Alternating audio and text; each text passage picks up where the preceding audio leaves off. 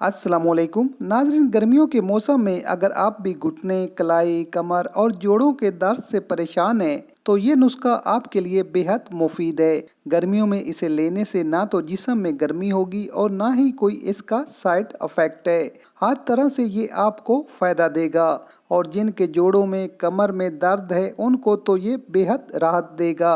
अगर आप इसे कुछ टाइम इस्तेमाल कर लेते हैं तो हड्डियों, जोड़ों और घुटनों का दर्द जड़ से ख़त्म हो जाएगा। तो इसके लिए आपको दरकार होगा सौंफ। नाज़रीन, सौंफ दो तरह की होती है, एक मोटी और दूसरी पतली, लेकिन यहाँ आपको मोटे दाने वाली सौंफ ही चाहिए होगी।